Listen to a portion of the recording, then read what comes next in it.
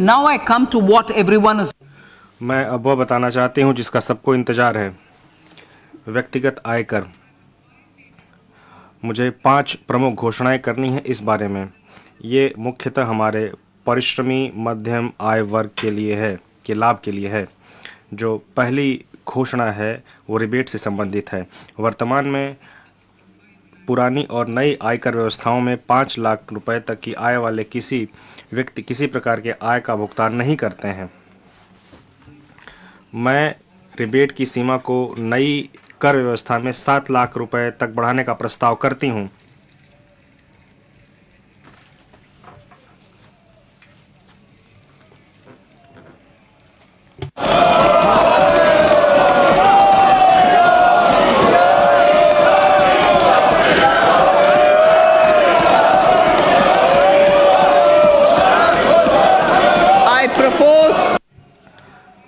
मैं इस प्रकार नई कर व्यवस्था में 7 लाख रुपए तक आय वाले व्यक्तियों को कोई कर भुगतान नहीं करना होगा। जो 7 लाख तक रुपए कमा रहे हैं उनको कोई कर भुगतान नहीं करना होगा। दूसरा प्रस्ताव मध्य वर्ग के आय वर्ग से संबंधित है। मैंने वर्ष 2020 में 2.5 लाख रुपए शुरू करते हुए 6 आयकर लय वाली नई व्यक्तिगत आयकर व्यवस्था शुरू की थी। मैं स्लैबों की संख्या घटाकर 5 करते हुए और कर की सीमा को बढ़ाकर 3 लाख करते हुए इस व्यवस्था में कर संरचना को बदलने का प्रस्ताव करती हूँ। कर की नई दरें निम्नानुसार होंगी। 0 से 3 लाख 0, 3 से 6 लाख 5%, 6 से 9 लाख 10%, 9 से 12 लाख 15%, 12 से 15 लाख 20%, 15 लाख रुपए से ऊपर 30%। इस नई कर व्यवस्था में सभी कर प्रदाताओं को बहुत बड़ी राहत मिलेगी। 9 लाख रुपए की वार्षिक आय वाले किसी व्यक्ति को केवल 45,000 रुपए का भुगतान करना होगा। यह उसकी आय का सिर्फ 5% होगा। यह अब उसके द्वारा भुगतान किए जा रहे अर्थात 60,000 रुपए पर 25% की कटौती है।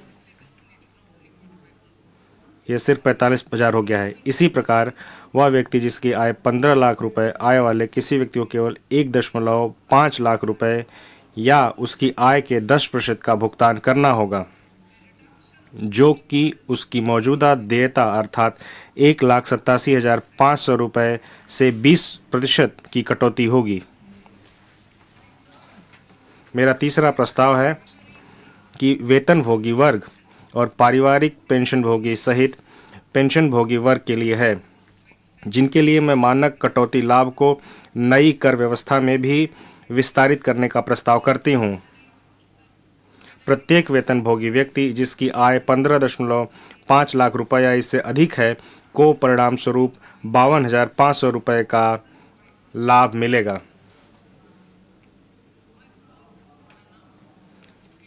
मेरी चौथी घोषणा हमारे देश की अधिकतम कर दर जो कि 42.74% है से संबंधित है। यह विश्व में सबसे अधिक कर दरों में से एक है।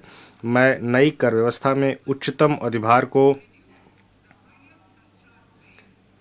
37% से घटाकर 25% करने का प्रस्ताव करती हूँ।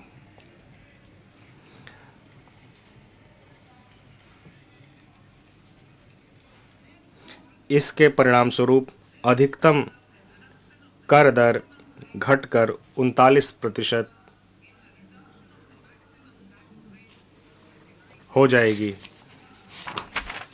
अंततः गैर सरकारी वेतनभोगी कर्मचारियों की सेवानिवृत्ति पर अवकाश के नकदीकरण पर 3 लाख रुपए तक की सीमा की छूट अंतिम बार वर्ष 2002 में नियत की गई थी, जब सरकार में अधिकतम मूल वेतन 30,000 रुपये प्रतिमाह था। सरकारी वेतन वृद्धि के अनुरूप मैं इस सीमा को बढ़ाकर 25 लाख रुपए करने का प्रस्ताव करती हूँ।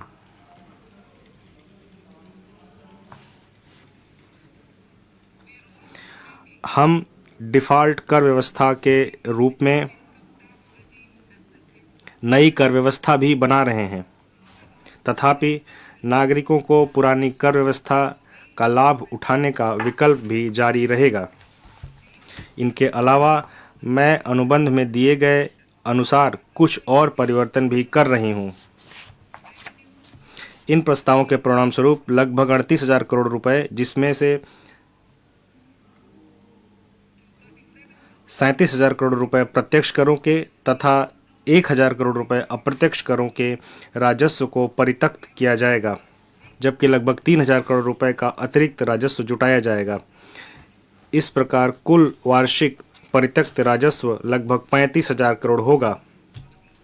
माननीय अध्यक्ष महोदय, इन शब्दों के साथ मैं बजट इस प्रतिष्ठित सदन को सौंपती हूँ।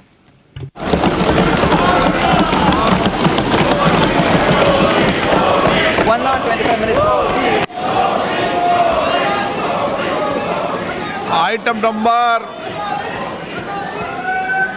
1 माननीय item number 2 Shrimati Nirmala Sitharaman ji. Sir, with your permission, महोदय, आपकी अनुमति से मैं सदन के पटल पर निम्नलिखित पत्र सदन के पटल पर रखती हूँ। 3.1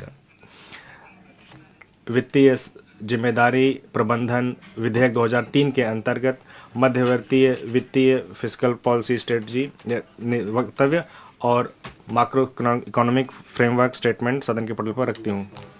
समाचार भाग 2 के माध्यम से पहले ही सूचित किया जा चुका है कि माननीय वित्त मंत्री जी के बजट भाषण की प्रतियां हार्ड कॉपी के रूप में उपलब्ध कराई गई है। आप बजट भाषण की अपनी अपनी प्रति प्रकाशन पलक से ले लें। आपको ये भी सूचित किया जाता है कि माननीय मंत्री द्वारा बजट प्रस्तुत किए जाने के पश्चात उसकी प्रतियां आपको मेंबर्स पोर्टल के माध्यम से उपलब्ध करा दी जाएगी। आइटम नंबर 3 माननीय मंत्री जी, वित्त मंत्री जी। sir, with your permission, आपकी अनुमति से मैं जो वित्त विधेयक है 2023-22-23 उसको सदन में इसके पक्ष में हाँ कहें, जो सदस्य विरोध में ना कहें। मेरे विचार में निर्णय हाँ वालों के पक्ष में माननीय मंत्री जी विधेयक को पुरस्तापित करें। sir, महोदय, मैं विधेयक पुरस्तापित करती हूँ। सभा की कार्रवाई कल गुरुवार दिनांक 2 फरवरी 2023 को प्राप्त 11 बजे तक के लिए स्थगित की जाती है।